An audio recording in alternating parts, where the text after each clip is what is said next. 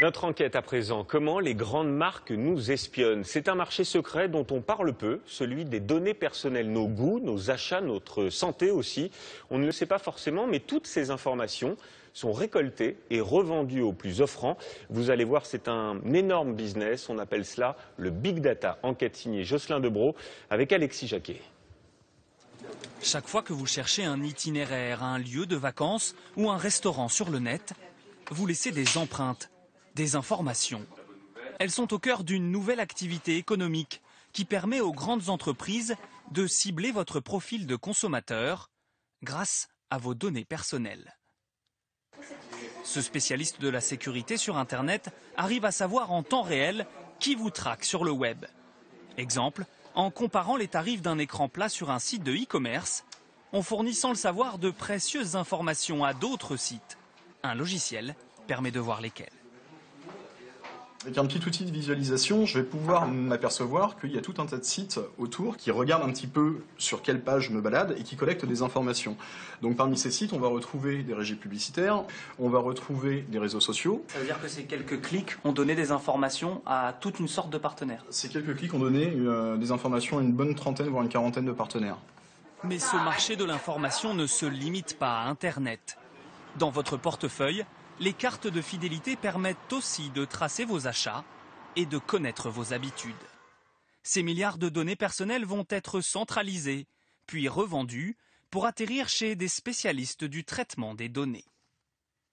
Comme ici à Lille, au siège de l'entreprise ETO. Le patron, Yann Klessen, emploie 220 collaborateurs. Alors ici, on est vraiment au cœur de l'activité de l'agence. C'est-à-dire qu'ici, on a tous les développeurs, tous les chefs de projet qui travaillent sur la donnée. Parmi ses clients, des groupes comme Danone, LVMH ou Leroy Merlin. Ils viennent ici chercher des renseignements pour mieux cibler leur publicité. Traiter les données personnelles, c'est le travail de Vianney Lemaire. Sur son écran, les fiches confidentielles de milliers de consommateurs.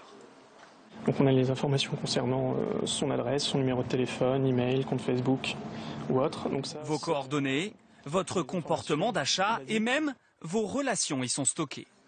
On est capable de savoir si un de nos contacts est ami avec un autre contact ou si c'est son frère ou sa sœur. Si c'est tracé, encore une fois, c'est pour leur bien. On ne peut pas reverser justement des bons de réduction, envoyer des cadeaux à nos clients si on n'est pas capable de savoir qu'ils ont fait tel ou tel achat chez nous. C'est surtout pour le bien de cette entreprise, car chaque fiche client a une valeur estimée entre 50 et 300 €. Des données, des data en anglais, qui font les beaux jours de Yann Klessen. Toutes ces data, qu'on appelle aujourd'hui le Big Data, c'est une mine d'or absolument exceptionnelle. C'est la matière première des nouveaux emplois et des nouveaux métiers. Car le Big Data est un marché mondial et colossal. En 2012, il pesait près de 21 milliards d'euros. Et tous les spécialistes estiment qu'il va doubler d'ici à 2016. Bonsoir Jean-Marc Manac, merci d'être avec nous. Vous êtes donc spécialiste de la sécurité informatique, membre du collectif Big Brother Awards. Très franchement, ça fait un petit peu peur ce qu'on vient de voir là. Conserver nos informations et les revendre ainsi, est-ce que c'est légal d'abord ? C'est légal, mais c'est un petit peu compliqué. Il y a eu en début d'année un projet de règlement européen sur la protection des données personnelles qui a été soumis au Parlement européen, à la Commission européenne.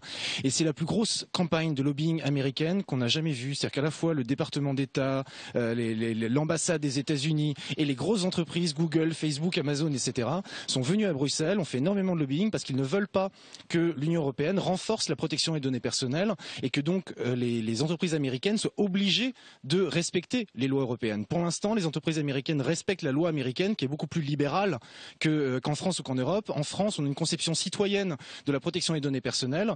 L'internaute est un citoyen. Aux États-Unis, l'internaute est un consommateur. Donc c'est la Federal Trade Commission, la Fédération du commerce américain, qui aide les entreprises américaines à exploiter nos données. Donc il y a un conflit entre la vision européenne et la vision américaine. Oui, c'est un peu la question que j'allais vous poser. Y a-t-il des garde-fous? Comment je fais, moi particulier, moi consommateur, si je ne souhaite pas que ces grandes marques et que ces géants du net gardent toutes mes informations? Le plus simple, c'est de ne pas les donner, de ne pas les partager, mais c'est extrêmement difficile d'être sur Internet sans laisser de traces. Il y a des techniques qui existent, il y a des logiciels qui existent qui permettent de ne pas laisser de traces. Vous avez un bouton dans les navigateurs qui s'appelle navigation privée. Si vous cliquez sur ce bouton navigation privée, vous allez laisser beaucoup moins de traces, mais vous allez quand même en laisser certaines. Donc pour vous protéger, il faut se mettre au rudiment de la sécurité informatique. 2, après, il faut aussi faire valoir son droit d'accès et de rectification aux données. Il y a un internaute comme ça autrichien qui avait demandé ses données à Facebook.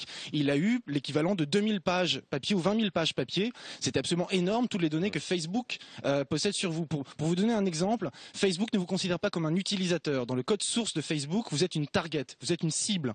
Parce que la cible, c'est vous le produit en fait, que Facebook va essayer de commercialiser auprès d'annonceurs Facebook, Google et les autres.